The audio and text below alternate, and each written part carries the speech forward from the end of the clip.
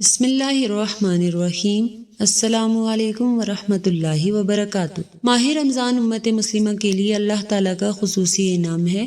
یہ مہینہ نزول قرآن کا مہینہ ہے۔ اس ماہ مبارک میں پروردگار کی خاص رحمتوں اور برکتوں کا نزول، فراغیر سے ایک دوسرے کی خیر خواہی اور جنت میں داخل ہونے کے لیے اور جہنم سے نجات حاصل کرنے کے لیے کی جانے والی کاوشوں کا مہینہ ہے۔ آخری کتاب الشریعت کے نزول کے ساتھ ہی یہاں حضور صلی اللہ علیہ وآلہ وسلم کو نبوت کی بشارت دی گئی۔ امت مسلمہ پر نازل ہونے والی اس انعام و اکرام کی خوشی اور شکرانے کے طور پر مسلمانوں پر ایک ماہ کے روزے رکھ کر اضافی عبادت کا تحفہ ملا، اور پروردگار نے ارشاد فرمایا، اے ایمان والو، تم پر اسی طرح روزے فرض کیے گئے ہیں جیسا کہ تم سے پہلے لوگوں پر فرض کیے گئے تھے تاکہ تم پرہیزگار بن جاؤ۔ اس آیت کریمہ سے وضاحت ہو رہی ہے کہ مسلمانوں سے پہلے بھی دیگر امتوں پر روزے قرار دیے گئے تھے تاکہ وہ تقوی کے اعلیٰ درجات پر فائز ہو سکیں۔ رمضان المبارک کی اہمیت وہ رسالت پاک صلی اللہ علیہ وآلہ وسلم کی اس حدیث مبارکہ سے واضح ہو رہی ہے کہ جس میں آپ صلی اللہ علیہ وآلہ وسلم نے فرمایا کہ اگر معلوم ہو جائے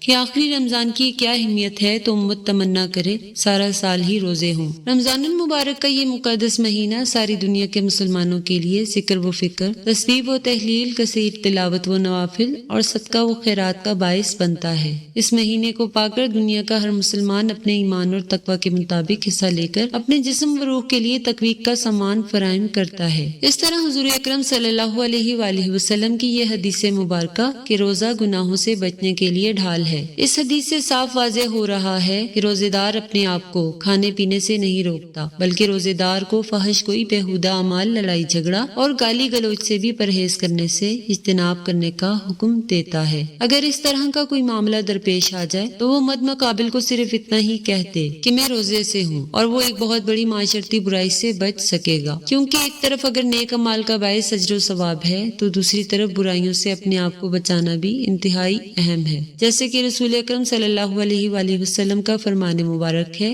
آپ نے صحابہ کرام سے دریافت فرمایا، کیا تم جانتے ہو کہ مفلس کون ہے؟ صحابہ نے عرض کی، جو شخص صاحب مال نہ ہو وہ مفلس ہے۔ آپ صلی اللہ علیہ وآلہ وسلم نے فرمایا کہ میری امت کا مفلس وہ ہے جو قیامت کے دن نماز، روزہ اور زکوٰۃ جیسے اعمال اپنے ساتھ لے کر آئے گا، لیکن اگر اس کے ساتھ اس نے کسی کو گالی دی ہوگی، کسی پر کوئی تہمت لگائی ہوگی، کسی کا ناحق مال کھایا ہو یا کسی کو ناحق قتل کیا ہو، کیا اس کی نیکیاں مظلوموں میں تقسیم کر دی جائیں گی؟ اور اگر اس کی تمام نیکیاں ختم ہو جائیں گی تو اس مظلوم کے گناہ اس کے نامہ اعمال میں ڈال دیے جائیں گے۔ اس طرح روزے کی فضیلت کے حوالے سے حضرت ابن عمر رضی اللہ تعالیٰ عنہ سے روایت ہے کہ حضور صلی اللہ علیہ وآلہ وسلم نے فرمایا، جنت سال کے آغاز سے ہی اگلے سال تک رمضان المبارک کے لیے سجا دی جاتی ہے۔ آپ صلی اللہ علیہ وآلہ وسلم نے فرمایا، جب رمضان المبارک کا پہلا دن ہوتا ہے تو عرش کے نیچے سے ایک ہوا چلتی ہے جو جنت کے درختوں کے پتوں سے حور عین پر پھیل جاتی ہے۔ بس وہ حور عین یہ دعا مانگتی ہے کہ اے اللہ، ہمارے لیے اپنے بندوں میں سے ایسے شوہر بنا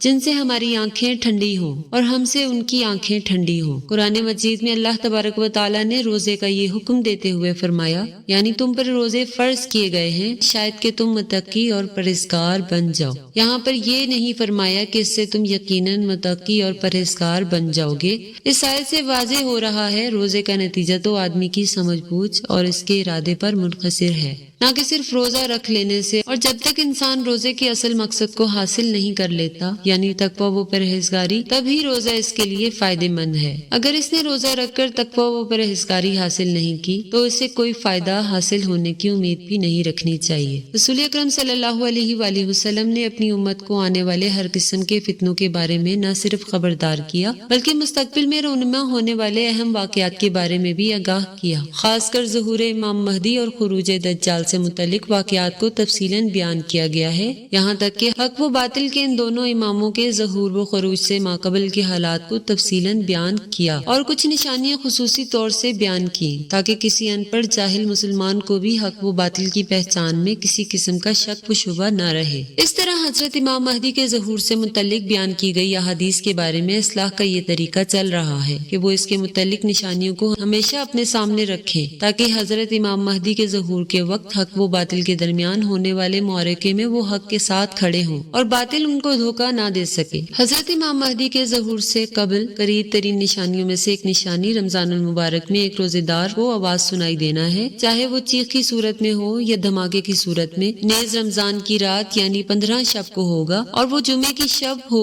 اس طرح اس رمضان میں سورج گرہن کا ہونا، آسمان پر ستون کی مانند کسی چیز کا روشن ہونا، وہ سب سے بڑھ کر اس رمضان میں ملک شام میں سفیانی کی جانب سے مسلمانوں کا قتل عام کرنا وغیرہ۔ رسول اللہ صلی اللہ علیہ وآلہ وسلم نے فرمایا، رمضان میں ایک زبردست آواز آئے گی۔ صحابہ کرام رضوان اللہ علیہم اجمعین نے پوچھا، یا رسول اللہ صلی اللہ علیہ وآلہ وسلم، آواز رمضان کے اول حصے میں ہوگی، درمیان میں ہوگی یا پھر آخر میں ہوگی؟ آپ صلی اللہ علیہ وآلہ وسلم نے فرمایا، نصف رمضان میں، جب نصف رمضان میں جمعہ کی رات ہوگی تو آسمان سے ایک زوردار آواز آئے گی جس سے 70,000 لوگ بے ہوش ہو جائیں گے اور 70,000 اندھے ہو جائیں گے اور 70,000 بہرے ہو جائیں گے۔ ایک اور روایت کے مطابق 70,000 راستہ بھٹک جائیں گے اور 70,000 لڑکیوں کی وقارت زائل ہو جائے گی۔ صحابہ کرام رضی اللہ تعالیٰ عنہ نے دریافت کیا، یا رسول اللہ صلی اللہ علیہ وآلہ وسلم، تو آپ کی امت میں سے اس آواز سے کون محفوظ رہے گا؟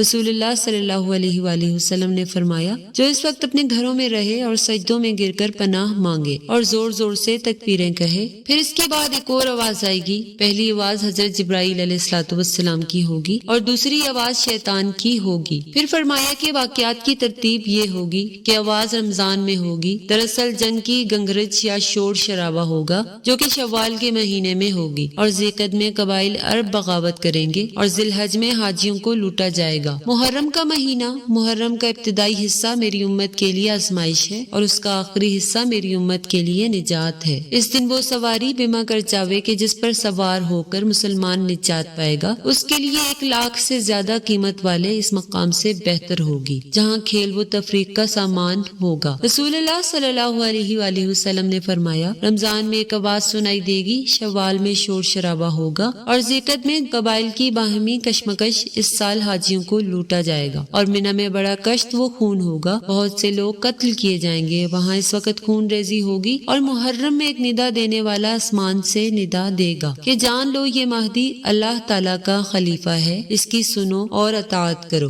حضرت عبداللہ ابن مسعود رضی اللہ تعالیٰ عنہ سے روایت ہے، رسول اللہ صلی اللہ علیہ وآلہ وسلم نے فرمایا، رمضان میں چیخ سنائی دے گی تو شوال میں شور شرابہ ہوگا اور ذیقعدہ میں قبائل کی بغاوت ہو اور ذی الحج میں خون، اور محرم کا مہینہ تو کیا ہی مہینہ۔ ہم نے پوچھا کہ یا رسول اللہ صلی اللہ علیہ وآلہ وسلم، یہ چیخ کیسی ہوگی؟ آپ صلی اللہ علیہ وآلہ وسلم نے فرمایا، 15 رمضان جمعے کی رات کو دھماکہ ہوگا جو سونے والے کو بیدار کرے گا، کھڑے ہونے والوں کو بٹھا دے گا۔ شریف زادیاں اپنی خلوت گاہوں سے نکل آئیں گی۔ اس سال زلزلے کثرت سے آئیں گے۔ جب تم جمعے کے دن فجر کی نماز پڑھ لو تو اپنے اپنے گھروں میں داخل ہو کر دروازے اور کھڑکیاں بند کر لینا اور اپنی چادریں اوڑھ لینا، اپنے کان بند کر لینا، اور جب تمہیں چیخ کا احساس ہو تو اللہ کے سامنے سجدہ ریز ہو جانا اور یہ پڑھنا کہ پاک ہے وہ ذات جو نقائص سے پاک ہے، جو ایسا کرے گا وہ نجات پائے گا اور جو ایسا نہیں کرے گا وہ ہلاک ہو جائے گا۔ محمد بن علی رحمۃ اللہ علیہ کا قول ہے، 2 نشانیاں ہیں جو زمین و آسمان کی تخلیق سے لے کر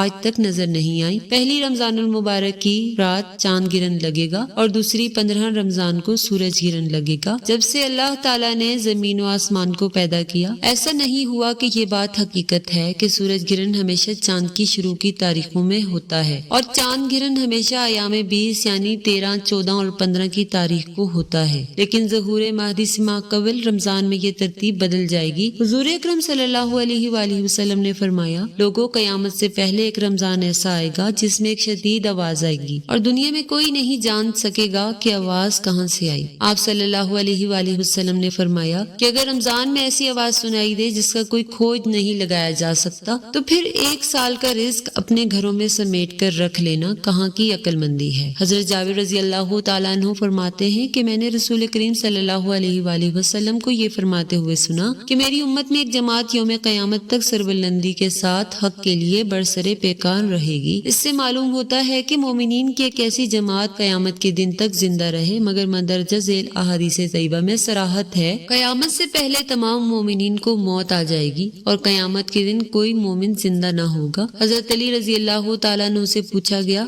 وہ کون سا عمل ہے جس سے موت کے وقت ملک الموت انسان کی تعظیم کرتے ہیں اور اس کی روح سکون سے قبض کرتے ہیں؟ تو حضرت علی رضی اللہ تعالیٰ عنہ نے ارشاد فرمایا، اے شخص، وہ 3 عمل یہ ہیں: انسان 3 کام کرتا ہے تو فرشتہ موت اس کی تعظیم کرتا ہے، یوں وہ اپنے مالک حقیقی سے جا ملتا ہے۔ جب حضور اکرم صلی اللہ علیہ وآلہ وسلم کی وفات کا وقت قریب آیا تو آپ صلی اللہ علیہ وآلہ وسلم نے ارشاد فرمایا، کیا میری امت کو موت کی تکلیف برداشت کرنی پڑے گی؟ اور فرشتے نے کہا، جی ہاں، کرنی پڑے گی۔ آپ صلی اللہ علیہ وآلہ وسلم کی آنکھ مبارک سے آنسو جاری ہو گئے تو اللہ تبارک و تعالیٰ نے فرمایا، اے محمد صلی اللہ علیہ وآلہ وسلم، آپ کی امت اگر ہر نماز کے بعد آیت الکرسی پڑھے گی تو موت کے وقت اس کا ایک پاؤں دنیا میں ہوگا اور دوسرا جنت میں ہوگا۔ حضرت سیدنا ابو امامہ رضی اللہ تعالیٰ عنہ فرماتے ہیں کہ رسول کریم صلی اللہ علیہ وآلہ وسلم نے فرمایا، جو شخص ہر فرض نماز کے بعد آیت الکرسی پڑھے تو اس کو جنت میں داخل ہونے سے موت کے سوا کوئی چیز نہیں روک سکتی۔ ام المومنین سیدہ عائشہ صدیقہ رضی اللہ تعالیٰ عنہ فرماتی ہیں کہ میں نے نبی کریم صلی اللہ علیہ وآلہ وسلم کو دیکھا جب آپ صلی اللہ علیہ وآلہ وسلم سکرات الموت میں مبتلا تھے تو آپ علیہ الصلوۃ والسلام کے پاس پانی کا پیالہ رکھا تھا جس میں پانی تھا۔ آپ صلی اللہ علیہ وآلہ وسلم پیالے میں اپنا ہاتھ دبوتے اور اپنے چہرے مبارک پر پھیرتے اور یوں فرماتے، اے اللہ، موت کی سختی دور کرنے کے ساتھ میری مدد فرما۔ اللہ رب العزت ہمیں بھی موت کی سختی سے محفوظ فرمائے،